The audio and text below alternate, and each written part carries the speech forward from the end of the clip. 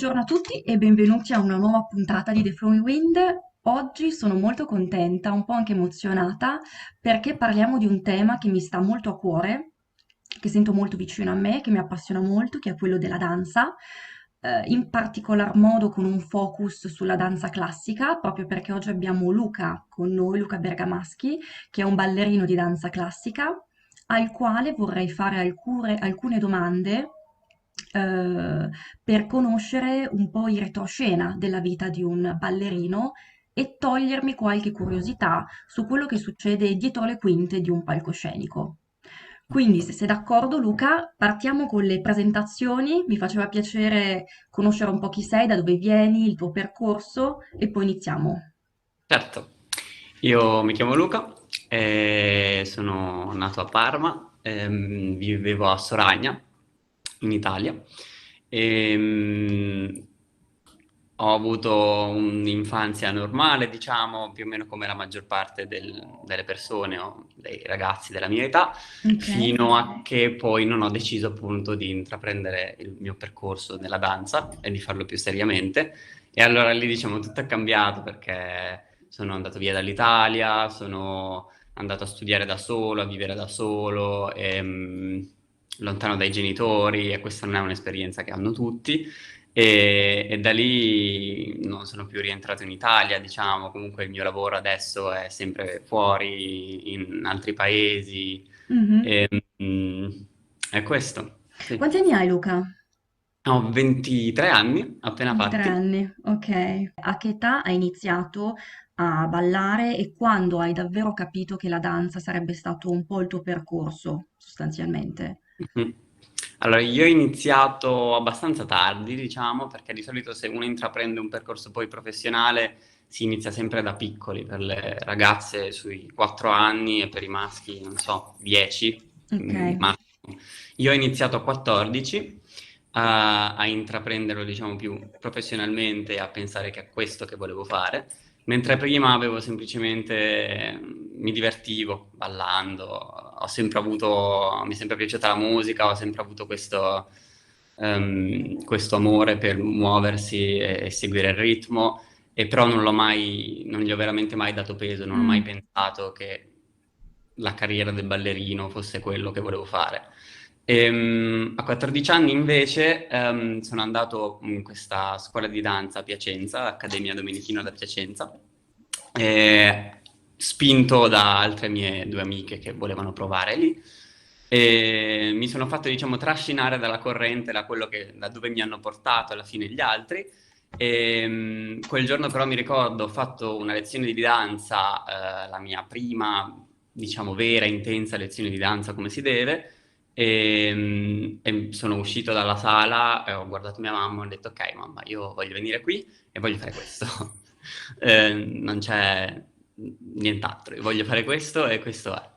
E da lì Quindi ti sei poi accorto ballando che era quello che volevi fare sostanzialmente. sì, mi sono accorto ballando, ma soprattutto vedendo anche gli altri ballare. Vedendo gli altri ballare, mi hanno, diciamo, ma anche ai livelli che era, perché non era a altissimi livelli, però soprattutto crescendo, 14 anni, eccetera, però vedendo gli altri ballare meglio di me e vedendo cosa potevano dare in più di quello che potevo dare io, mi ha proprio fatto venire la voglia, ok, io voglio essere così come loro, io voglio ballare come loro, io voglio poter esprimere quello che voglio esprimere ballando. E questo non ce l'hai, non lo puoi avere se non studi o comunque se non intraprendi un percorso. E in Mhm. tutto ciò dovevo conciliare il liceo scientifico perché la scuola è importante, l'istruzione è importante, non si può abbandonare. Vedo anche un sacco di ballerini che conosco in realtà hanno abbandonato la scuola e l'istruzione perché non riuscivano a fare entrambe le cose ad un buon livello. Mhm. Io fortunato in realtà perché non ho mai avuto troppi problemi a scuola con lo studio, memorizzare, però ci vuole anche voglia, determinazione, costanza e testa, perché alla fine tornavo tutte le sere alle 8, 9 di sera a casa, dopo essere uscito la mattina alle 6 e mezza per andare a scuola, e alla fine devi studiare, quindi un po' studi in treno, un po' studi dopo cena, i compiti, tra un viaggio in autobus e l'altro, scritti male sull'autobus perché si muove. Mhm. Tra una cosa e l'altra però bisognava conciliare il fare tutto, anche perché sia io che la mia famiglia abbiamo deciso, ok, io voglio fare questo, spendo soldi e tempo in questo, però non abbandonerò mai la scuola o comunque l'istruzione. Al termine della scuola, quindi, se un ballerino vuole proseguire, vuole continuare a ballare, è necessario ovviamente mandare curriculum e quindi iniziare un percorso professionale, all'interno di compagnie di danza, giusto? Cosa bisogna sapere, a cosa bisogna essere preparati per questo step sostanzialmente? Com'è stato per te? Come te la sei vissuta? Allora, vabbè, in preparazione a questo devo anche dire che da Piacenza poi io mi sono spostato a Stoccarda a studiare nella scuola di Stoccarda, in Ok. cui c'è stata un ambiente e una realtà molto più internazionale, con un livello molto più alto, molte più persone. E lì ho fatto 3 anni anche lì. Dopo questi 3 anni sì, bisogna trovare un lavoro alla fine. Quando ti diplomi devi trovare un lavoro. E quello è molto difficile psicologicamente, più che altro perché in quel momento tu ti diplomi, quindi sei pronto, hai abbastanza conoscenze tecniche, artistiche, sai ballare praticamente. Devi solo trovare il tuo posto in cui iniziare, il posto Mhm. in cui ti danno un contratto, di lavoro. E questa è la cosa difficile perché, ok, va bene, molto stress perché devi preparare i video in cui balli, perché per fare le audizioni all'inizio bisogna prima inviare un video dove ti possono selezionare. Se piaci attraverso il video in cui fai la lezione oppure un assolo di classico, un assolo di contemporaneo, vieni invitato all'audizione. Ok. E quindi gli anni, l'anno in cui ti diplomi, in cui devi fare audizioni, è un anno di viaggi alla fine, tutto in giro per l'Europa, per il mondo, per andare a fare un'audizione di qui, un'audizione di là, una in Francia, una in Italia, una in Germania, ovunque. E è un anno anche di rifiuti alla fine, Mm. di no, perché basta pensare quante persone al mondo si diplomano in quell'anno, quante persone stanno cercando lavoro in quell'anno e i posti sono quelli, non ci sono Mm. infiniti posti, sono limitati.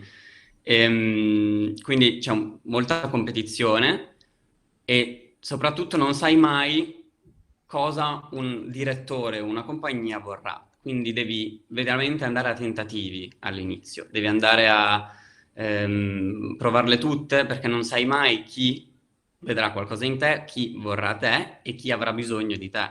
Molto spesso questi no, questi rifiuti, molto spesso non sono nemmeno perché non balli bene o perché quello è più bravo di te o Mm. cose del genere. Sono semplicemente dati dal fatto che quest'anno hanno un contratto, un posto di lavoro e devono sostituire una persona che magari ha determinate una fisionomia, non so, alto, basso, moro o biondo, e loro cercano uno che sia più o meno così, perché alla fine è anche estetica, se lo devi mettere nel corpo di ballo devono essere più o meno uguali.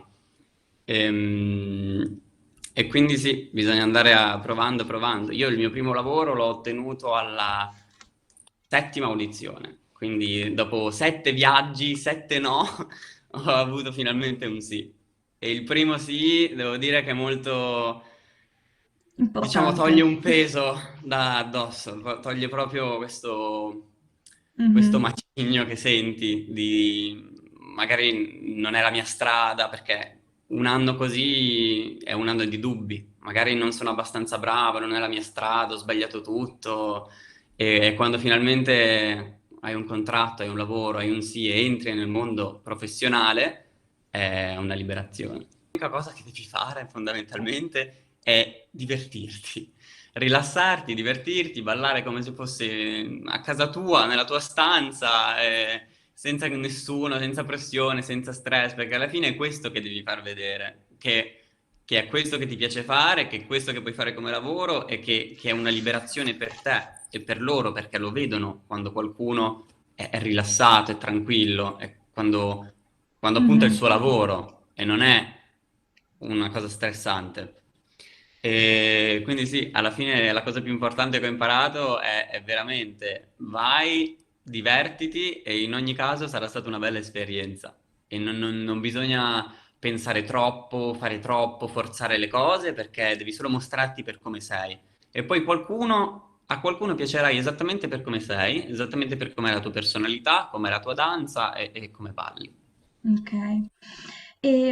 Passiamo ad un aspetto che mi affascina molto, che è quello un po' dell'interpretazione, no, perché io mi immagino un po' un ballerino come un attore, no, quindi una persona che oltre a conoscere dei passi a memoria perfettamente, deve anche saperli un po' interpretare i personaggi che porta in scena, no, e quindi volevo capire all'interno di compagnie come vi preparate anche da questo punto di vista? È una responsabilità, secondo me, no? Nei confronti del pubblico quando si Mhm. interpreta un personaggio. E come vi preparate? Com'è questo passaggio? Mhm. Allora, ogni compagnia è diversa e lavora a modo suo. Ehm, E, poi c'è anche una differenza, per quando bisogna interpretare un personaggio o per quando invece bisogna interpretare una coreografia che non ha determinati, appunto, Ok. personaggi, storie, eccetera. Quando si interpreta un personaggio specifico, c'è molto studio sulla parte, psicologica del personaggio. E sì, fai un po' alla fine il lavoro dell'attore, perché devi pensare, ok, non come reagirei io, ma come reagirebbe questo personaggio. E quindi veramente ti spiegano ovviamente tutta la storia e si cerca di andare in profondità, più o meno profondo che sia, del carattere del Mhm. personaggio che stai interpretando. C'è molto allenamento, c'è molto insegnamento per quanto riguarda la gestualità, le espressioni, che sì, le puoi fare tue, ma devi ricordare che sono sempre tue, ma viste dal punto di vista di questo personaggio e del suo carattere.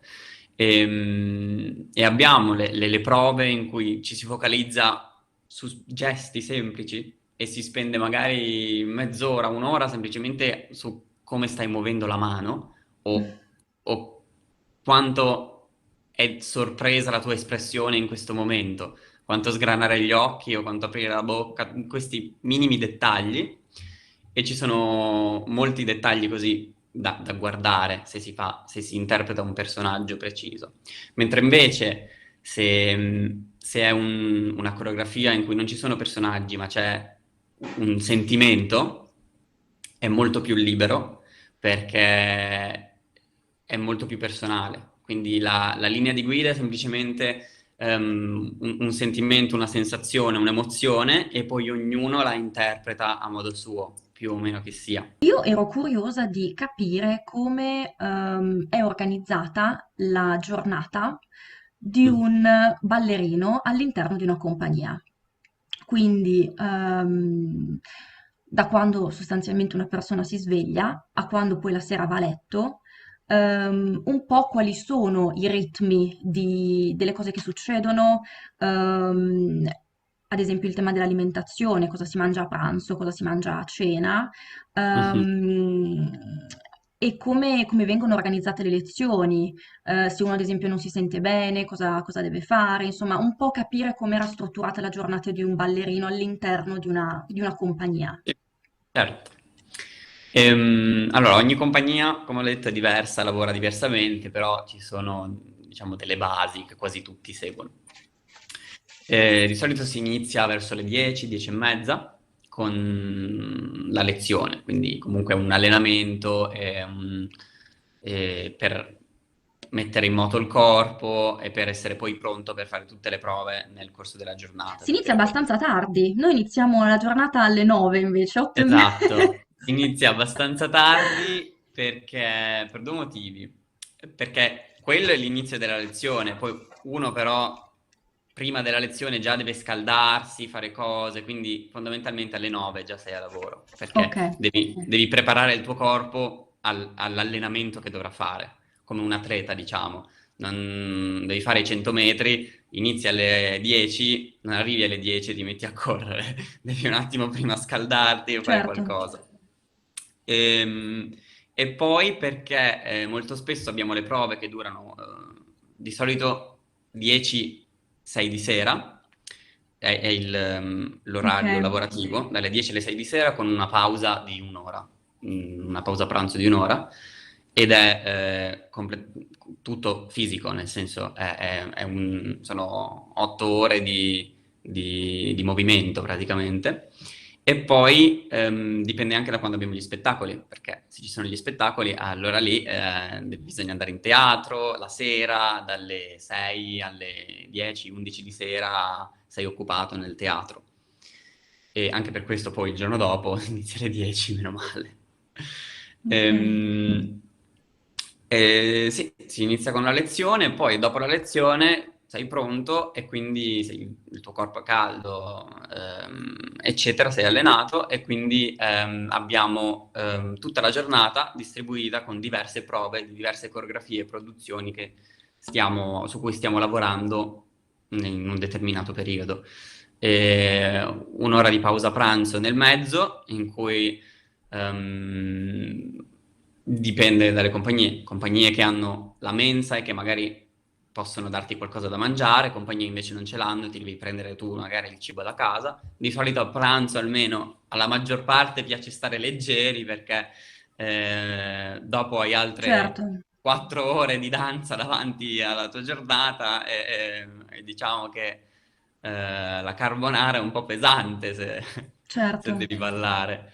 Ehm, E, quindi sì, di solito si mangia un po' di meno, comunque qualcosa di più leggero, mentre invece poi la cena viene più ricca di nutrienti, più ricca di cose, poi puoi veramente mangiare più sostanzialmente. E invece la colazione è molto importante perché la colazione ti deve durare tutta la mattina fino al pranzo e deve essere ricca, deve darti la forza e l'energia per lavorare. Quindi ti faccio una domanda, i ballerini non sono necessariamente a dieta, giusto? Perché un po' si ha questa percezione, almeno al di fuori, no? Però è Mhm. sbagliata. Sì, nel senso che ognuno ha il proprio corpo, ognuno a modo suo. Diciamo che ognuno ha il proprio corpo e se vuoi fare danza devi rispettare certi canoni, diciamo, di fisicità e di allenamento, quindi chi più chi meno c'è chi non deve stare a dieta perché ha un metabolismo che brucia e che li fa essere snelli anche se mangiano qualunque cosa, e c'è chi invece magari deve stare un po' più attento e invece segue una dieta bilanciata o comunque ben Mm, costruita per rimanere appunto sano e avere un fisico snello e tutto. E dipende molto dalla persona. E sempre fondamentale, secondo me, è mangiare comunque sano, anche se non segui una dieta precisa, molto strutturata, bisogna appunto, cioè usiamo il certo, corpo come strumento, è importante dargli un buon carburante certo. alla fine. Mi hai parlato di predisposizione non tanto fisica, che quella si dà un po' per scontata, ci deve per forza essere, ma aspetti caratteriali che fanno in modo di appunto prevalere su altre sostanzialmente. Secondo te, quali sono gli aspetti caratteriali più importanti che un ballerino deve avere o deve migliorare se vuole continuare con un percorso di questo tipo? Mhm. Allora, secondo me, dalla mia esperienza, da quello che sono io, che ho visto anche negli altri, i miei amici, ehm, innanzitutto bisogna essere determinati, nel senso che se vuoi fare questo, se veramente vuoi farlo, devi essere sicuro, devi sapere cosa vuoi e devi essere consapevole di dover mettere il 100% di te in questo. E non c'è spazio per se, ma dubbi, va bene, ci sono i momenti no, però bisogna essere sicuri di sé e determinati.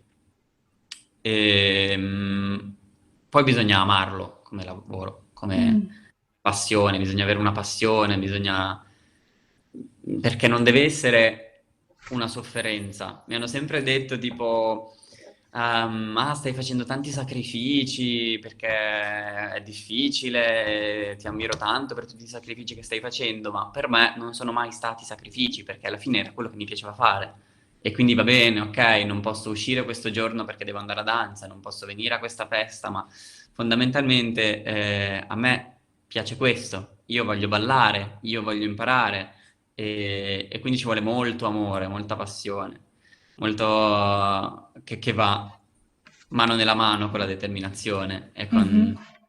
ci vogliono...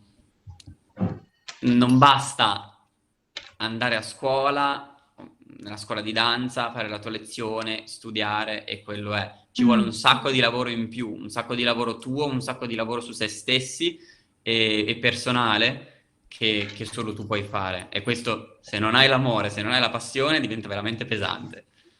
E poi secondo me ci vuole molta consapevolezza. Mm. Consapevolezza, nel senso che io so chi sono, so cosa voglio, so come ballo, ma so anche che se ricevo una critica, se ricevo un no, se è una giornata no, non significa che non valgo niente, non significa che è tutto sbagliato, non mi crolla il mondo se c'è una giornata no. Ci vuole la consapevolezza del come si è. Se oggi non mi vengono le pirouette, i giri, devo essere consapevole che vabbè, oggi è una giornata no, ma non è che non li so fare, non è che questo definisce la mia bravura o il mio essere un artista, il mio essere un ballerino. Certo. Bisogna sapere questo, bisogna sapere chi si è, cosa si vuole e cosa si ama fare alla Ok. fine. Mi dicevi che tu avevi visto anche magari durante alcuni colloqui, prima di appunto accedere a una compagnia, molti ragazzi più preparati tecnicamente di te, no? Che non avessero diciamo, questa predisposizione caratteriale, oltre che Sì. fisica, e che quindi avessero abbandonato. Quindi mi sembra di capire che sia la predisposizione fisica che l'aspetto caratteriale che vadano molto di pari passo, non si Mhm. possano dividere, va bene essere emotivi, va bene essere, diciamo, magari permalosi, però a un certo punto bisogna anche fare conti su questo, al di là poi Esatto. dell'aspetto fisico. Sì, io ho visto tantissimi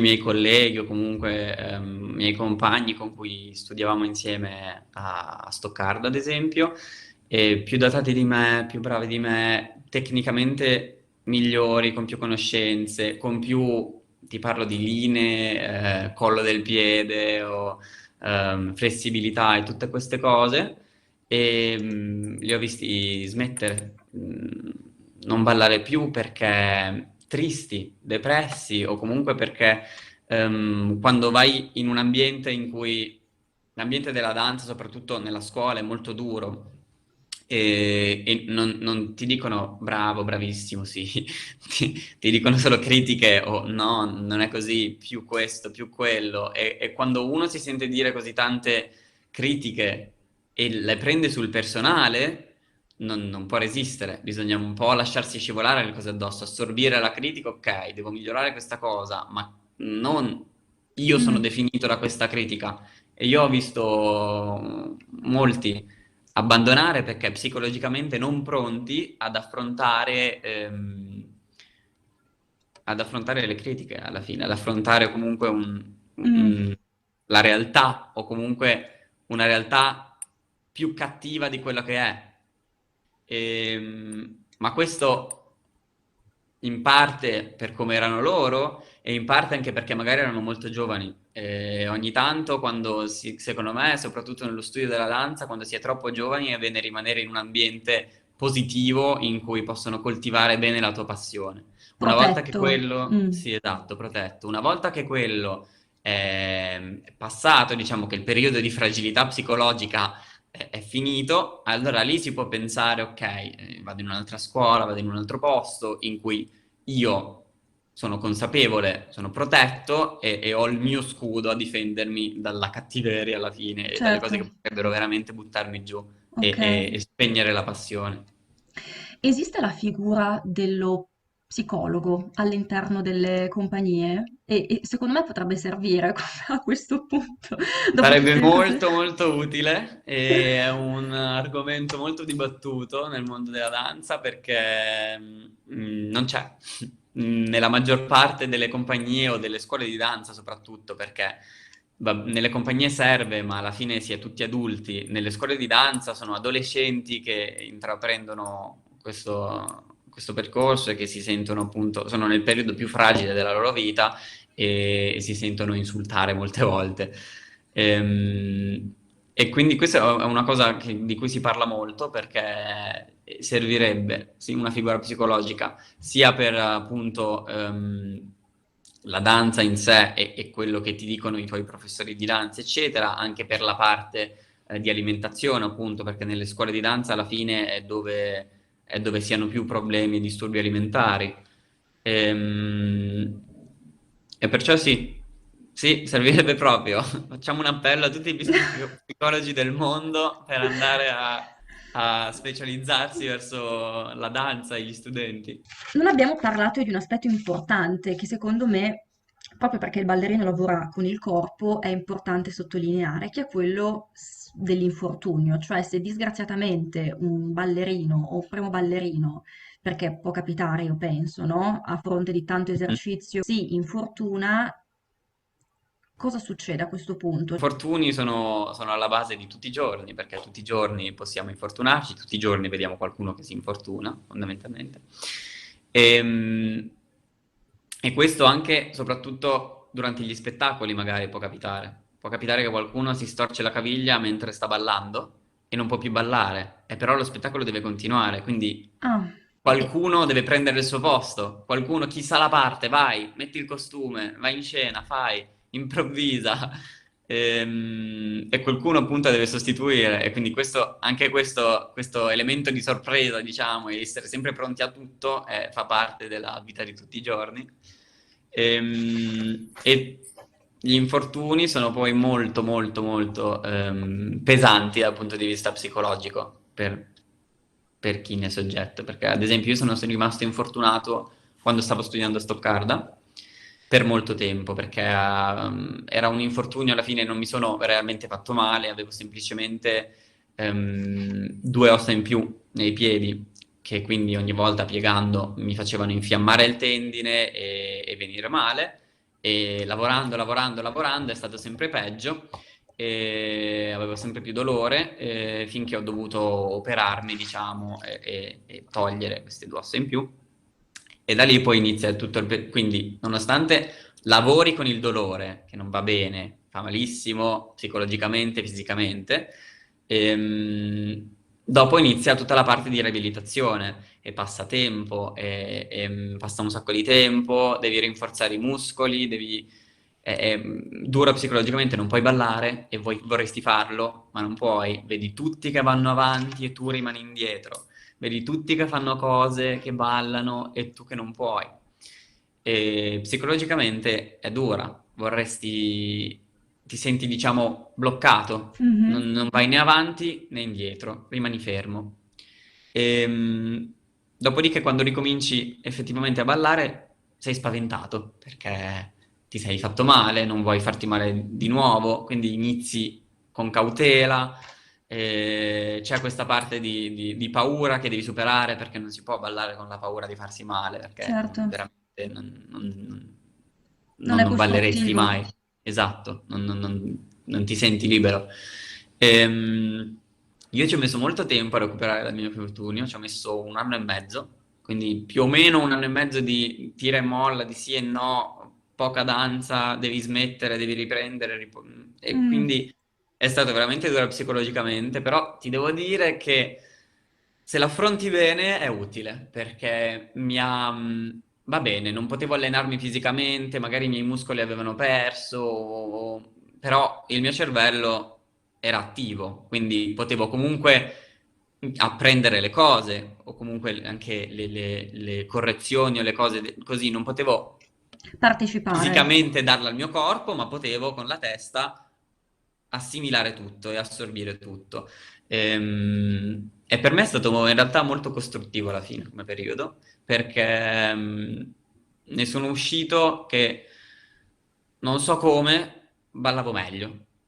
E un mio amico mi ha sempre detto, e mi ha fatto molto sorridere quando me l'ha detto, che io sono rimasto fermo 1 anno e mezzo, lui non mi vedeva ballare da 1 anno e mezzo perché ero infortunato, e poi mi ha detto, ritorni a fare lezione a ballare e sei migliorato. Com'è possibile? Ed era sconcertato da questo. E io gli ho detto, era tutto nella testa. Alla fine, gran parte della danza è la testa. Come la affronti, come ti approcci, quanto sei rilassato a riguardo, quanto invece ti stressi. Ok, Già nella vita sappiamo che se pensi troppo, se c'è, che ne so, se un oggetto è giallo, ma tu lo vedi verde, continui a pensare che è verde, per te sarà verde, anche se è giallo. E se un giorno capisci che è giallo, lo vedi giallo, tutto cambia. certo. La realtà alla fine è quella che ci costruiamo noi e ogni tanto ce la costruiamo falsa. E questo anche nella danza, secondo me. Ogni tanto un infortunio può aiutarti a vedere quale in realtà è la realtà. Ok. È un passo indietro, fai un passo indietro e guardi veramente cosa c'hai davanti. Racconteresti dei retroscena, diciamo, prima di portare sul palco un'opera? Che cosa si prova? Cioè che si è super emozionati oppure, non so, ci sono dei riti particolari che si fanno prima di iniziare? Ehm, Hai delle, non so, delle situazioni che ti sono successe un po' particolari che ti va di raccontarmi o di raccontarmi o a te magari o a qualcuno della tua compagnia? Allora, guarda, ognuno ha, diciamo, i suoi riti personali alla fine. Possono essere scaramantici o meno. Ognuno però, tutti hanno sempre il loro routine, diciamo, prima di uno spettacolo. Non so, c'è quello che deve andare in teatro prima, mettersi il costume, mettersi il trucco, riposarsi o scaldarsi in un determinato modo. Quello che invece magari si ascolta tutto il balletto e lo marca nella sua testa e lo visualizza. Quello che si ascolta la musica per connettere alle emozioni che deve provare. Ognuno ha, diciamo, il suo modo di fare questo. E più o meno tutti, prima dello spettacolo, siamo sul palco a provare 2 o 3 passi, o almeno Mhm. è una cosa più psicologica, cioè tu sai fare i passi, sai fare tutto, sai qual è la coreografia, ma non si sa perché in quel momento hai bisogno di ripeterla tutta, perché Come hai un paura esame. Sì, esatto. Tu sai tutto, però hai bisogno di ripetere tutto velocemente perché hai paura di dimenticartelo. Ehm, E poi sì, ci sono quelli che hanno i gesti scaramantici. Io, ad esempio, cucio sempre le mezze, le scarpe che Mhm. usiamo, si chiamano mezze punte, e le cucio sempre con 2 colori diversi, una rossa e una bianca. Ok. Questo è anche una cosa scaramantica. Ehm, E poi sul palco in realtà alla fine va come deve andare e la cosa bella è che quando prepari uno spettacolo e c'è la prima, quindi è la prima volta che lo fai, andrà male. Ah, Nel senso che si sa quasi già. sicuramente, Ok, non è che si sa già, ma sei già sicuro che la prima non sarà lo spettacolo più bello, ok. perché tutti, è nuovo per tutti, sono tutti nuovi sul palco a fare questa cosa e hanno tutti un po' più di agitazione perché è la prima volta che lo si fa vedere al pubblico e non sarà mai, ad esempio, come il secondo o il terzo spettacolo sarà già più tranquillo perché già l'ho fatto una volta. Ehm, Però c'è tutta questa preparazione prima che è così meticolosa, tutto deve essere perfetto, un sacco poi vai sul palco, devi fare le prove sul palco e devi sapere dove spostarti, dove andare perché è uno spazio diverso, come stare dietro in linea con gli altri, eccetera. Quindi mentre balli devi anche pensare, ok, questo si è spostato un po' più a destra, quindi devo andare qui, devo stare dietro a questo e un po' tutto adattando a quello che succede. E poi magari sì, c'è tutta questa preparazione meticolosa e perfetta per essere perfetti, per fare lo spettacolo migliore del mondo e poi può andare tutto storto in scena. Ad esempio, il primo spettacolo che ho fatto qui a Monte Carlo, tutti pronti, Romeo e Giulietta, tutti pronti un sacco di prove avevamo fatto, tutto perfetto, eccetera. Poi sul palco, dopo letteralmente 5 minuti dall'inizio dello spettacolo, un ragazzo si è storto la caviglia. Quindi panico, questo si è storto la caviglia, riesce a ballare, dov'è? Non riesce a ballare, dobbiamo entrare, manca questo, oddio, dov'è? Corri, entriamo tutti. Arriva questo, per fortuna, e andiamo, entriamo in scena, uno che cade, l'altro che si... Insomma, il caos praticamente. E in tutto ciò tu cerchi di dissimulare, perché sei in scena, sei sul palco e deve sembrare che no, non è Che è successo niente in normale. realtà. Sì, sì, era così la coreografia. Ok. E molto spesso in scena capita sempre di cadere. A chi non capita di cadere in scena ballando. E il trucco sta nel, ok, cado e mi rialzo e tipo non farlo vedere troppo, tra virgolette, o renderlo parte della coreografia. Mm, E ok. quello è, sì, è dura. Poi vabbè, se stai facendo un pezzo di contemporaneo, cadi, ti rotoli sul pavimento, nessuno se ne accorgerà mai. Se sei sulle punte e cadi come una patata, Certo, un po' direi diverso. che è un po' meno nascondibile. Ok, quindi andrò a vedere le seconde, non le prime, giusto? A me piace sempre così. Io quando prendo i biglietti per i miei familiari o per i miei amici non glieli prendo mai per la prima perché non va mai, diciamo, liscia come l'olio. C'è sempre qualcosa che succede. Ok. Sì. Poi ci sono un milione di cose che possono succedere. Poi dipende dalle produzioni, dalle cose che facciamo, ma tra spostamenti di scenografie, il palco che si alza, il palco che scende e cose varie, ci sono così tante cose che possono andare storte. L'orchestra? L'orchestra pure, se l'orchestra suona, ti sveglia un giorno e decide di suonare il doppio della velocità, tu devi ballare il doppio della velocità. O se suona lentamente, tu devi ballare lento e devi adattarti. E quello Ok. abbiamo le prove con l'orchestra, però non sai mai se un giorno il direttore si sbaglia e sta dirigendo più velocemente, tu devi fare il doppio più veloce. E se lo sta facendo più lentamente, devi rimanere più in equilibrio. Se dovessi dare un suggerimento, un consiglio a un ragazzo della tua età o anche più giovane, che al momento si trova un po' in difficoltà perché non ha ancora capito se la danza è la sua strada o se effettivamente è quello che vuole e può riuscire a fare per tutti gli aspetti di cui abbiamo parlato in precedenza, che cosa gli diresti? Allora, secondo me, per come l'ho vissuta io anche, il mio percorso, se vuoi, puoi. Poi sì, ci sono cose che potrebbero bloccarti, fisico specialmente, età anche, però non c'è solo la danza classica e non c'è solo la danza classica a determinati livelli. Ci sono un mondo di altri tipi di danza. C'è il mondo della danza, nel senso che può essere anche che non sei solo un ballerino, ma ci sono insegnanti, ci sono figure o ballerini o comunque studenti di danza che poi alla fine magari smettono, vanno a studiare qualcos'altro come può essere psicologia e però vogliono rimanere nel mondo della danza e diventano gli psicologi della danza. Comunque, per me volere è potere alla fine, nel senso che io ho deciso di fare questa cosa e avevo moltissime cose contro, sia fisicamente che fattori di tempo, eccetera, però io ho deciso che ce l'avrei fatta e ce l'ho fatta. Il punto è che il consiglio più importante secondo me è Mhm. che io ero sicuro, sicurissimo, cioè neanche mi passava nella testa l'idea di non volerlo fare, io ero sicuro di volerlo fare, non mi passava altre idee nella testa, io ero sicuro che ce l'avrei fatta, io ero sicuro che dovevo fare così per riuscirci. Quando uno non è sicuro, lì è difficile perché o vai al 200% o già se sei al 90% non ce la farai. Mm. Quindi la cosa più importante è avere chiare le tue priorità, avere chiaro cosa vuoi fare, avere chiaro se ce la vuoi fare, se vuoi fare questo. Ok.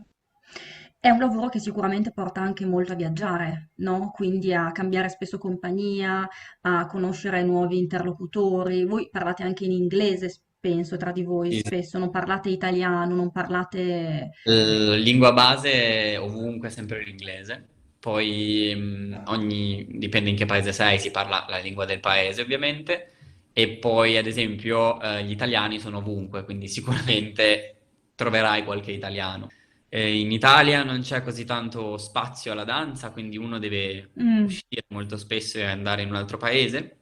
E lì ti confronti con culture da tutto il mondo, cioè ogni compagnia è, ehm, diciamo, è piena di nazionalità diverse, dal Giappone alla Corea, all'America, all'Australia, al Canada, a tutti i paesi d'Europa, e siamo tutti insieme a lavorare insieme, accomunati appunto dalla danza, dalla passione, dall'amore per la danza.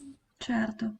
Guarda, molto bello Luca, io ti ringrazio perché sicuramente ci hai dato qualche informazione in più, dei punti di vista diversi che ovviamente chi non conosce il mondo non poteva immaginare, tutto No, sommato. Spero di vederti presto.